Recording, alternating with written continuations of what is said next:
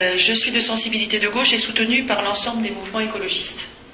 Ça veut dire que je n'appartiens à aucun parti politique, quel qu'il soit, y compris les mouvements écologistes. Nous nous sommes retrouvés sur des valeurs que nous partageons et ils ont accepté de m'accorder leur soutien pendant cette campagne électorale.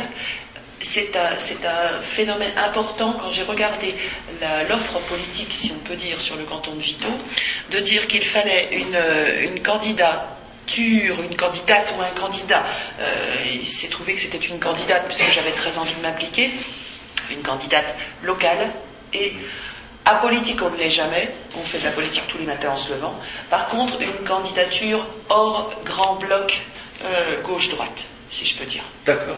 Nous tenions avec mon suppléant, ou remplaçant selon le terme qu'on emploie, je suis de Brun, il est de Beurizeau, donc nous habitons tous les deux le canton de Vito et il me semblait que c'était important de redonner du sens à l'expression élu local. Voilà, on va préciser qui vous êtes de Brun et vous avez été, il me semble, autrefois maire. Oui, tout à fait, j'ai été maire de Brun, je suis artisan, j'ai 51 ans.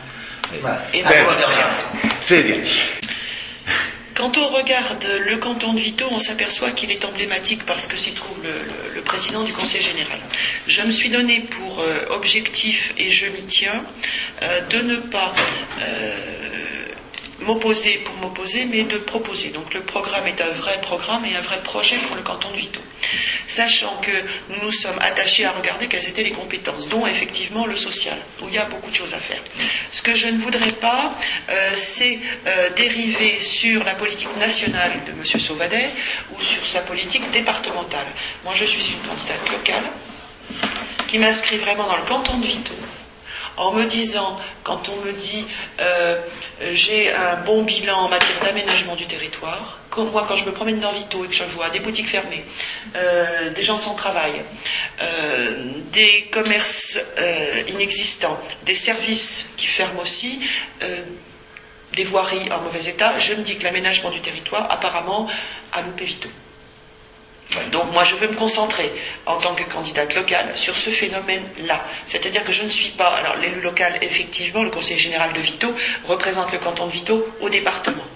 Mais je centre et je cible mon action présente et future vraiment sur le canton, en disant que quand on est ailleurs, on n'est pas sur place, c'est des portes ouvertes qu'on enfonce. Mais de temps en temps, il faut rappeler aux gens ce qu'est un élu local, c'est-à-dire disponible, proche, ce qu'on ne peut pas faire, et la seule exception que je mets dans le fait de ne pas parler politique nationale, ce qui ne m'empêche pas d'avoir des opinions qui ne soient effectivement pas celles du président, c'est quand les décisions qu'il prend, ou les votes qu'il fait au niveau national, en tant que député, ont des conséquences locales sur le canton de Vito. Et là, cet écart que je sens entre la suppression des postes d'enseignement, par exemple, et puis le canton de Vito qui a un collège avec moins de 140 élèves, ça me perturbe. Je suis maman d'un enfant de 8 ans. Mon suppléant est papa de deux enfants qui iront au collège aussi dans 3-4 ans. Nous sommes inquiets pour le canton de Vito des décisions qui se prennent ailleurs.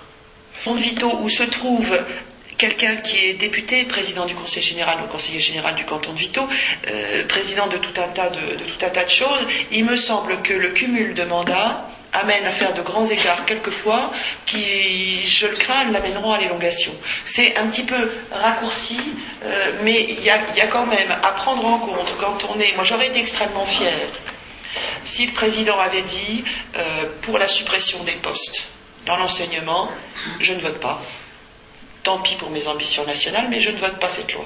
Parce que ça a des répercussions extrêmement négatives sur le canton de Vito. Alors, si je vous écoute bien, le discours de M. Sauvadet, président du Conseil général, le discours au niveau national n'est pas en adéquation avec ce qui se passe au niveau de Vito. Tout à fait.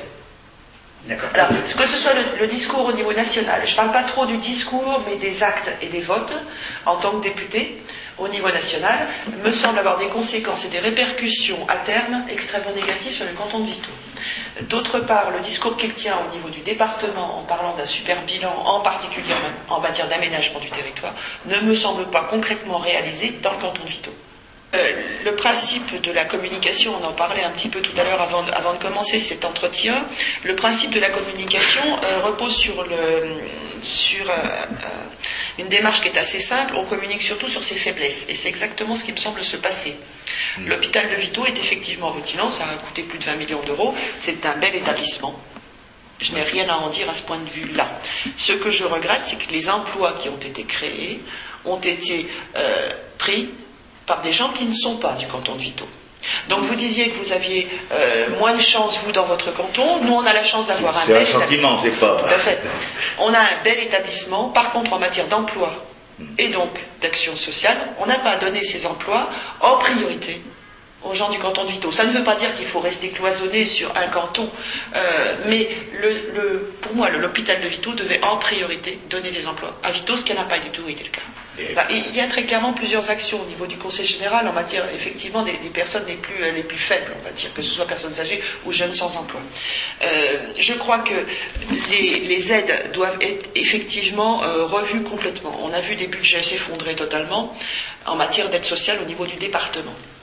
Ça veut dire qu'on a des pans entiers de la population du canton de Vito qui se retrouvent complètement lâchés. Et c'est vrai que je parlais tout à l'heure de communiquer sur ses faiblesses, j'ai vraiment l'impression que c'est ça. Quand on regarde le budget de très près, on s'aperçoit qu'il y a des aides qui se sont complètement effondrées en matière d'aide sociale. Alors évidemment, remettre les aides sociales à niveau. Apporter aussi des aides sur le maintien des personnes à domicile. J'aime pas trop dire maintien, je préfère qu'on dise accompagnement. Quand on vieillit, quand on arrive à un âge plus important, on a besoin de rester chez soi le plus longtemps possible et d'y être aidé. Il y a des adaptations des habitations des personnes plus âgées. On a aujourd'hui une espèce de grande démagogie à éviter d'utiliser certains mots. Une personne âgée, c'est pas un gros mot. Voilà, qu'on dise senior ou quatrième âge, ça revient au même. J'ai envie qu'on accompagne les gens qui avancent en âge, qui avancent dans leur vie, pour qu'elles restent le plus longtemps possible dans de très bonnes conditions dans leur logement. Et puis qu'on crée, avant cette espèce de couperec un petit peu dans une vie, l'arrivée en maison de retraite, là c'est un grand bouleversement personnel et familial, qu'on crée des maisons intermédiaires, des logements diffus dans les communes, au centre de Vito, pour permettre une espèce d'étape dans une vie, qu'on passe d'un logement adapté à un vieillissement, jusqu'à un logement diffus, où on reste en contact avec les jeunes, avec les gamins, avec les actifs, avant de passer en maison de retraite, où effectivement on attaque une autre période de sa vie. Oui, mais alors vous allez répartir l'argent du Conseil général, vous allez le répartir différemment. Tout à alors, fait. ça va être au détriment de quelque chose d'autre. Absolument. Quand on regarde... le panier, il est le même, enfin le porte-monnaie va être le même. Il ne faut surtout pas l'augmenter, surtout pas augmenter la dette. Ça, c'est très clair. Donc là, vous allez prélever chez les uns pour pouvoir remettre chez les autres. Absolument. Et déshabiller les grands pour habiller les petits. C'est-à-dire que quand on regarde un budget d'un canton comme celui de Vito, c'est 3300 habitants, c'est une grosse commune, à dire. J'ai envie d'avoir la même réflexion que quand on a un budget familial et qu'on a, je reprends facilement cette image, envie d'un écran plasma, et puis le frigo est en panne. On fonctionne par priorité en se disant tout simplement on va remplacer le frigo, et puis l'écran plasma, on se fera plaisir plus tard. J'ai envie de faire exactement la même chose dans un budget de conseil général. Tout simplement en disant, je sais que mon camarade qui est passé avant à l'antenne en a parlé, mais c'est vrai qu'il y a des budgets de communication ahurissants au niveau du Conseil général, qui ont explosé en 3 ans. J'ai envie, moi, de faire la différence entre ce qu'est l'information et la communication. La communication, ça sert à l'élu, ça sert à le valoriser, et on avait Corinne Lepage il y a une semaine à Vito, qui nous a très bien expliqué que la profession de politique, que l'action ou la mission politique s'était professionnalisée. Et effectivement, quand on est élu, je voudrais qu'on oublie de n'agir que pour être réélu. Il me semble que quand on est élu, on a des devoirs. C'est là que les ennuis ou le travail commencent. C'est pas à ce moment-là qu'on a le blanc-seing de la population pour engager une campagne électorale future. Donc je voudrais qu'on revienne vraiment à des choses extrêmement pragmatiques, en disant, on communique sur l'élu, on a sa photo à toutes les pages sur du papier glacé, tous les 2-3 mois, pourquoi pas? Si on avait les moyens, pourquoi pas? Par contre là, on ne les a pas. Je préférerais, et l'écologie, effectivement, on en fait tous les jours aussi, je préférerais qu'on distribue un 2 pages sur papier recyclé, la trogne de l'élu, on s'en fiche, on connaît, parce qu'on le voit tous les jours. C'est quelqu'un de proximité, c'est un local, donc on le voit tous les jours. On n'a pas besoin d'avoir sa photo. Par contre, en tant qu'élu, on a besoin de savoir quels engagements on a pris par rapport aux citoyens, quels engagements on a tenus, qu'est-ce qu'il nous reste à faire, quels sont les rapports d'étape, quels sont les projets qui sont en cours, combien ça coûte, quels problèmes éventuellement on a pour cheminer vers la résolution du problème. Mais vous informez, c'est la grande différence que je fais entre l'information et la communication. Donc vous prélèverez sur le budget communication ou information pour le transférer sur le social. Parce que moi je reviens à mon problème social. Très clairement. Parce que c'est quand même quelque chose. Le canton de Vito, je pense que vieillit comme tous les autres cantons en gros. Donc le problème il se pose forcément à un moment. Tout à fait. Quand on regarde le canton de Vito, on s'aperçoit on jouxte le canton de Vénaret. On a donc, moi j'habite à 10 km de Vénaret, donc j'ai à 10 km un très beau projet qui est construit, qui est sorti de terre, le musée au parc Alésia, qui coûte la bagatelle de 52 millions d'euros, quand même, c'est pas une paille. Et la question que je me pose, je me dis, bon, protester contre le musée au parc d'Alésia, certes, mais c'est un peu tard. Par contre, qu'est-ce que le canton de Vito va en tirer comme bénéfice? En dehors de ce que nous allons payer pour le musée au parc d'Alésia, qu'est-ce que nous allons en tirer comme bénéfice? En quoi est-ce qu'on a anticipé depuis quelques années pour améliorer l'offre d'hôtellerie, l'offre d'hébergement en général, l'offre de restauration, l'offre touristique sur le canton de Vito? J'ai l'impression qu'on a loupé encore ce train-là. Ce que je voudrais dire de l'écologie, aujourd'hui on est malheureusement en plein cœur de l'actualité avec ce drame qui se noue au Japon. On ne peut pas continuer logiquement, on ne peut pas humainement continuer en faisant du nucléaire à 100%. Ce que proposent les écologistes, ce n'est pas une révolution, mais c'est une évolution significative. Et ce que j'ai essayé de mettre dans ce programme cantonal, c'est une vision écologique raisonnée, qui tiennent compte du fait que nous sommes dans un canton agricole. Donc on ne peut pas dire du jour au lendemain, le 28 mars, au lendemain de l'élection, on ne va plus travailler comme ça, je vais vous expliquer comment il faut faire, on va faire du bio à tout va. Ça n'est pas un langage qui tient et ça n'est pas un raisonnement qui est raisonnable. Ce que je voudrais dire à propos de l'agriculture ou à propos des énergies renouvelables, et c'est un petit peu exactement le même raisonnement dans les deux cas, c'est une évolution. C'est pour ça que le slogan de ma campagne, c'était une autre voie. Une autre voie qu'il va falloir prendre, parce qu'on est tous conscients qu'il y a un problème d'eau, il y a un problème d'environnement, il y a un problème d'alimentation, il y a un problème d'énergie. Un jour, il n'y aura plus de pétrole, ou on ne pourra plus se le payer. On parlait tout à l'heure d'aide sociale et de problèmes pour se loger, il y a aussi de problèmes pour se chauffer. Un jour ou l'autre, les gens ne pourront plus.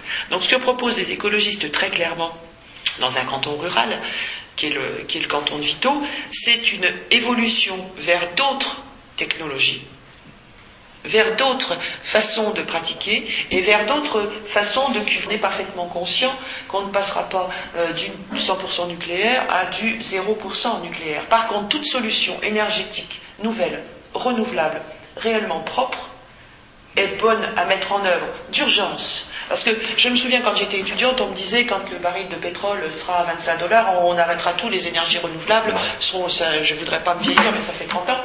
Je refuse qu'on nous enfume avec des langages qui sont d'une incohérence. Et quand on voit ce qui se passe aujourd'hui, j'espère que les gens vont se rendre compte que le vote écologiste a vraiment du sens. Il faut absolument, et je reviens à mon problème d'agriculture, parce que nous sommes un canton agricole. Et c'est vrai qu'en matière d'agriculture, dans le canton de Vito, il y a énormément de producteurs qui se rendent compte qu'à force d'épuiser la terre, elle ne rendra plus. On ne nourrit plus la terre, on nourrit la plante. On met du pesticide, de l'herbicide. On en met moins, bien sûr. Il faut qu'on arrête d'en mettre, tout simplement. Alors c'est vrai que ça non plus, ça ne sera pas du jour au lendemain. Mais je pense que dans l'émission du Conseil général, il est clair que ce n'est pas nous qui définissons la politique agricole au niveau européen. Mais par contre, nous avons des dossiers à mener pour aider en particulier les jeunes agriculteurs qui s'installent à le faire de façon saine, de façon propre. Moi, je ne suis pas une accro du bio labellisé forcément à tout va. Par contre, il y a des gens qui font des productions saines, qui font de l'alimentation propre et qui ménagent la terre, qui nous porte et qui qui nous alimente. Dans la première partie de cette émission, vous avez parlé de tourisme. Alors le tourisme, c'est quand même aussi une des vocations du Conseil général, et on a quand même un pays très touristique. On est riche. Mais à part Alésia, quelles seront les orientations du Conseil général s'il y a un changement à la tête?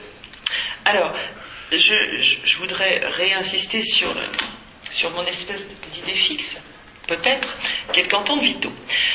Je regarde effectivement, et je traverse beaucoup, et je me promène beaucoup, mais comme j'ai toujours fait dans le canton de Vito, pour m'apercevoir qu'il y a dans chaque commune, et au chef-lieu, effectivement, des tas de choses à voir, des tas de patrimoine à valoriser, des tas de savoir-faire, des artisans d'art, un petit peu partout.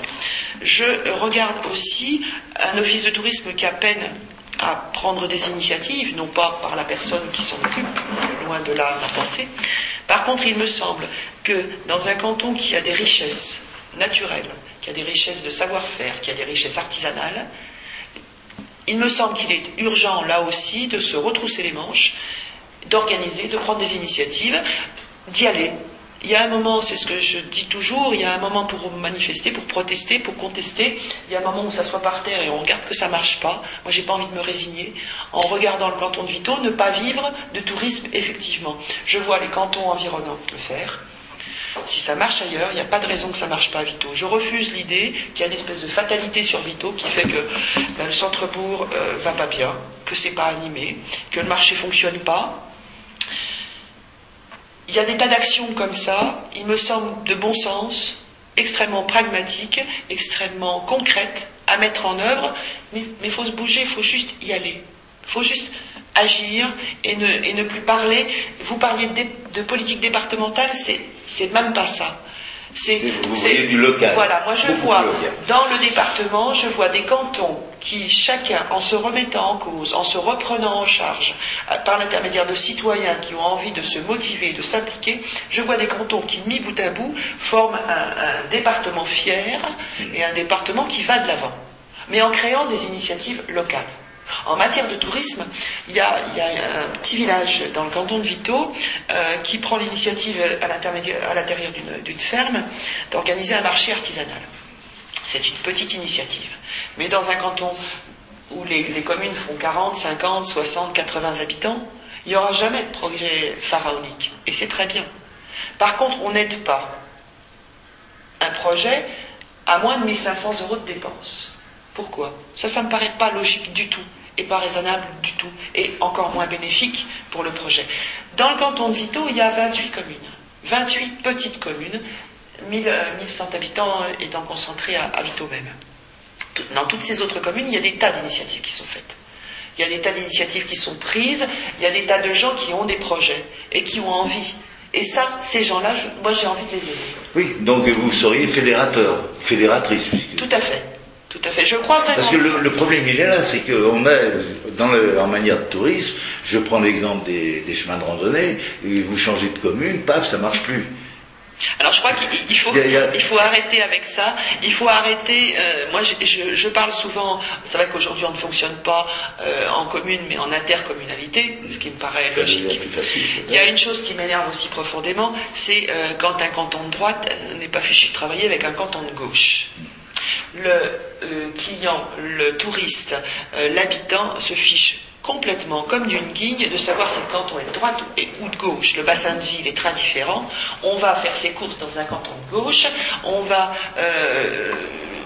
à une fête ou à une animation dans un canton de droite sans se demander ce genre de choses. Il me semble qu'il faut arrêter avec les frontières cantonales et travailler tous ensemble, effectivement, mais à la limite au-delà du département. Dire, ça n'a pas de sens de dire qu'on va travailler chacun dans son coin, et non seulement chacun dans son coin, mais chacun contre l'autre. Donc vous seriez plus pour la mutualisation de moyens ou de la collaboration. La mutualisation de moyens, c'est quand même quelque chose d'intéressant. Je suis pour l'ouverture, je suis pour le dialogue entre les cantons, je suis pour le fait de dire que toute bonne idée, qu'elle soit de droite ou de gauche, on s'en fiche totalement à partir du moment où c'est une bonne idée. Oui, mais il faut trouver la personne qui soit dans le même esprit. Et c'est pour ça, si on revient au début de notre entretien, que je n'ai pas souhaité présenter une candidature politicienne. C'est-à-dire que je veux me présenter comme une citoyenne engagée dans mon canton, vivant dans mon canton, avec un enfant qui va à l'école, avec une activité sur place, un suppléant qui a les mêmes caractéristiques que moi, pour dire il y en a assez des politiciennes qui tiennent compte de deux grands blocs gauche-droite et qui ne se rendent plus compte de ce qui se passe chez eux. Voilà un petit peu quel était l'objet de cette candidature et ce qui en reste le thème important. D'accord, Mme Bécavin, si vous voulez, on vous consacre, on vous laisse, rien qu'à vous, 1 ou 2 minutes pour votre profession de foi. Alors, la profession de foi de la candidate, elle est assez simple. Nous sommes des candidats libres. Un candidat libre, quand on va à l'école ou quand on passe son bac, c'est un candidat indépendant, qui travaille seul, qui est motivé, impliqué, qui a envie de réussir. Je crois que c'est exactement notre cas. Nous n'avons qu'une seule ambition, c'est celle du canton de Vito. Nous n'avons pas d'autre mandat, nous n'avons pas d'autre ambition politique. On ne nous retrouvera pas dans les grandes élections. Ce que nous voulons par contre, c'est que les citoyens se rendent compte qu'ils peuvent et qu'ils doivent s'engager politiquement et dire il n'y a pas besoin d'être un grand politicien pour s'occuper d'un canton comme celui de Vito. Par contre, il faut énormément d'énergie, énormément de présence, énormément de proximité par rapport aux habitants. Il faut un vrai dynamisme et une vraie initiative, et que ces initiatives, elles sont portées par un candidat de gauche que je suis, par un candidat soucieux des préoccupations écologiques. Je crois que c'est extrêmement important aujourd'hui, et ce le sera encore plus dans 10 ou 20 ans. Je crois qu'il y a vraiment un cap à franchir et une autre voie à prendre. D'accord. Je crois qu'on va vous remercier. Est-ce que vous avez encore quelques réunions publiques à venir ? Vous pouvez profiter du micro. Alors, tout à fait. Nous terminons les réunions publiques. Il y a donc 28 communes dans le canton. On les a toutes visitées avec des fréquentations qui sont intéressantes. Je profite juste de votre question pour dire que finalement, il y a dans cette candidature quelque chose qui suscite l'intérêt. Pourquoi pas la curiosité. On a beaucoup d'agriculteurs dans ces réunions, et ça je m'en réjouis beaucoup parce que on a l'habitude de dire que l'écologie et l'agriculture, voilà, notre objectif c'est nous de montrer que l'écologie a toute sa place dans un canton rural. Alors nous serons ce soir à Marcier-Dracy à 20h. Demain, de mémoire, nous sommes à Charny à 18h30 et à 20h30, si je ne dis pas de bêtises, à Chevannet. Et nous terminons avec 4 réunions jeudi. Alors j'ai peur d'en oublier. Il y aura Bousset, Torres ou Charny en fin de soirée, Villeferry à 18h. Il y en a une que je ne retrouve pas dans mon petit planning. Si c'est Safre à 19h. Voilà, 4 réunions jeudi. Et ce seront les dernières. Si vous avez beaucoup d'agriculteurs, c'est peut-être parce qu'il y a beaucoup plus de jeunes agriculteurs qui sont beaucoup plus modernes que leurs ancêtres, qui ont fait beaucoup de travail, mais eux, c'est peut-être pour ça que vous avez beaucoup d'agriculteurs. Alors, il y a une chose, ça tient, je pense, au discours que l'on tient. Moi, je ne peux plus supporter le discours qui dit pollueur-payeur, agriculteur-pollueur. Ça, je ne supporte plus. Je ne supporte pas parce que l'agriculteur, on l'a emmené par productivisme avancé à utiliser de force tout un tas de produits dont il n'est pas fier de les utiliser. Moi, je ne veux pas, et je trouve que c'est en plus parfaitement et injuste et inutile, de dire que c'est l'agriculteur qui est responsable. Ça ne fait avancer personne que de dire ça. Par contre, j'ai envie de les aider à pratiquer autrement. D'accord. Et bien voilà, c'était la fin de votre profession de foi. Voilà. Merci Madame Bécavin d'être venue jusqu'à voilà. nous. Merci. Je vous remercie.